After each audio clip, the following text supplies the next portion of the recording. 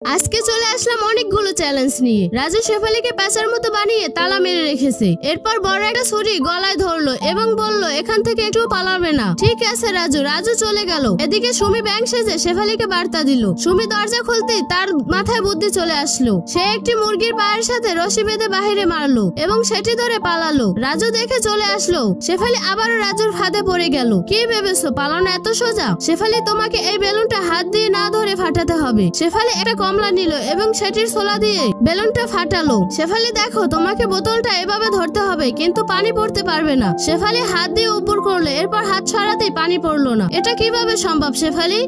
এটা ঢুকাও তো, যদি পারো তাহলে 10,000 টাকা দিব। শেফালি পেরে গেল এবং টাকাটা ছিনিয়ে নিল। এটা তোমার শেষ চ্যালেঞ্জ শেফালি, তোমাকে হাতে জুতা বানিয়ে দিতে হবে। শেফালি এটা বানানো শুরু করলো। জুতো মেপে চাদর কেটে সেলাই করা শুরু করলো। খুব সুন্দর করে একটি জুতো বানিয়ে দিল এবং রাজুর পায়ে ফিট হয়েছে। রাজু আমি জিতে গেছি, হা হা হা। শেফালি ডান্স করতে চলে গেল। বন্ধুরা তোমাদের কাছে ভিডিওটি কেমন লেগেছে? ভিডিওটি ভালো লাগলে অবশ্যই লাইক দিয়ে চ্যানেলটিকে সাবস্ক্রাইব করে দাও।